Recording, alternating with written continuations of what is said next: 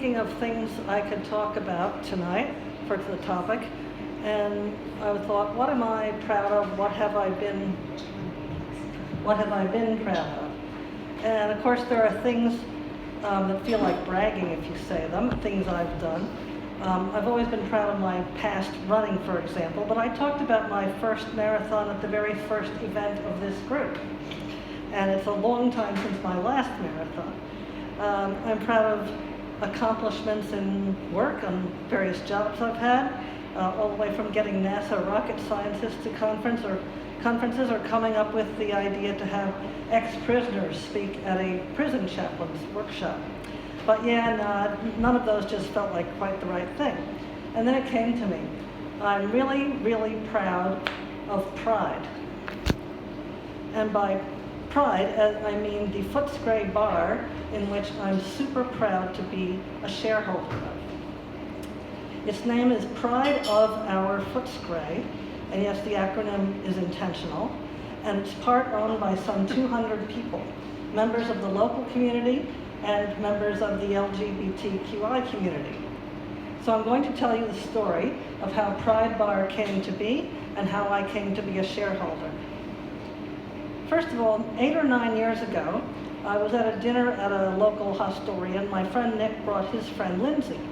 Lindsay is one of those great broads or dames, there's just no other word for her, who has that cigarettes-aged raspy voice and a don't fuck with me, I've seen everything attitude that is just awesome.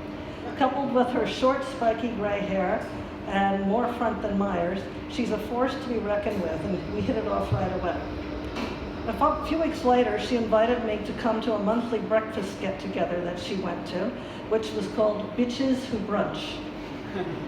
I accepted and sort of assumed that it was going to be a group of mostly lesbian ladies, and if they didn't mind me coming along, then why not? So imagine my surprise when I saw that the attendees were mostly guys. You have to laugh. You have to laugh. So it turned out that Lindsay and another friend, Shane, had started this group basically so that they could explore and socialize, explore the western suburbs to which they had both just recently moved. Ross and I both began attending these brunches, and it was a lot of fun. Then at one brunch, I happened to sit next to a guy named Matt. We had the usual chit-chat, what do you do, where do you work, and it led to a couple of interesting revelations. First, when I said at the time I was an event organizer with the Uniting Church, Matt said his mother worked there too, in the Justice Unit. I asked her name and was amazed to find out that she was one of my really good friends there. Then Matt told me that his position as a corporate lawyer for CUB had recently been made redundant, and he'd received quite a substantial payout and was trying to figure out what to do next. He wasn't even 40. He could either look for another corporate position, he could put a down payment on a house, he could travel, various things. He'd recently been thinking that he'd like to buy a pub, and he'd like to make it a community-friendly pub in the extremely diverse community of Footscray. And he'd also like to make it a space that would be welcoming and safe for the LGBTQI community, and it should be owned by the community. He and our mutual friend Shane were just beginning to scout venues and also to do the bureaucratic setups required to be able to sell shares in it. Now, my dad, who was gay, or is gay, does that change when you die? That's a topic for further philosophical discussion later. He had recently died, and he left me a small inheritance. I thought it would be fitting and right to invest it in this pub. Ross agreed, and so we purchased 2 shares right at the beginning. Now, the only things the shares give us are bragging rights, basically. It's so fun to say, I own a pub in Footscray, even though it's not quite accurate. And we get some discounts on drinks and occasionally to special events. Now, here's the story of the bar itself. The bar is on the first floor at 88 Hopkins Street, opposite Footscray Market, and just a block from the train station. The space was originally a pool hall and karaoke bar, so there was one large room, plus a number of smaller rooms, and there's an enclosed balcony. In the 4 years since it's opened, it's gone from strength to strength, even despite COVID. And it has a willingness to try different things and change as needed.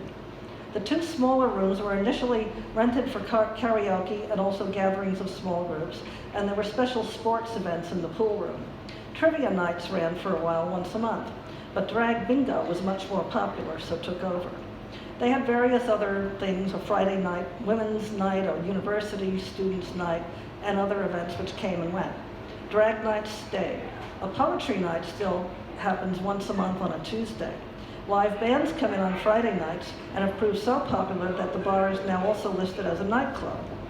The staff definitely represent the communities. Simon, who's been there from the start, came to his interview with a Vietnamese interpreter because he didn't speak much English yet. His English is now fluent, and his girlfriend Mia works there as well. Staff include gay, straight, lesbian, non-binary, and trans folks. The bar survived COVID just.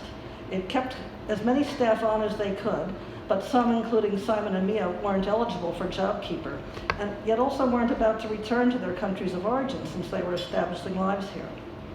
Drag bingo went online and still sold out every Wednesday. Matt applied for any and every government grant the bar might be eligible for, and one in particular came through just after the last lockdown, without which the bar would have gone under.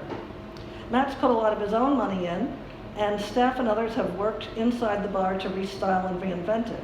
The karaoke rooms have been torn down, making the main space larger, and the pool room has been turned into a gorgeous old world style cocktail bar called Superbia, which also means pride, I've been told.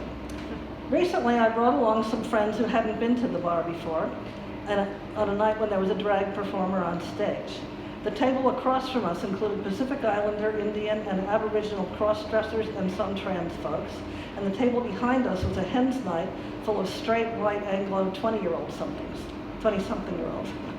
One of our friends, a fairly conservative engineer and the next Queensland farm boy, who I wasn't sure would take to the place, commented to me later that he loved the atmosphere, the diversity of people there, and how completely welcoming and inclusive it was. Now, our goddaughter, Maddie, has been to this bar several times and loves it, but she's in school in the UK right now. I told her about the evening and reported that both this friend from the engineer and her father, who had never been, had come to the night and enjoyed it. And she said, "That's the thing about Pride. Even though it's not a space created for straight men like them per se, it really is one of the few places that could not make you feel more included if it tried. I wish I had it as my local. My best friend came out as gay a month ago and was complaining that there aren't enough queer bars or hangout places in Bristol, and I couldn't help but think about Pride of our Footscray. How does it stay such a safe and welcoming place? I think it's down to Matt and to the staff and to the patrons themselves. And although I can't really take credit for it, I am totally proud as hell of Pride."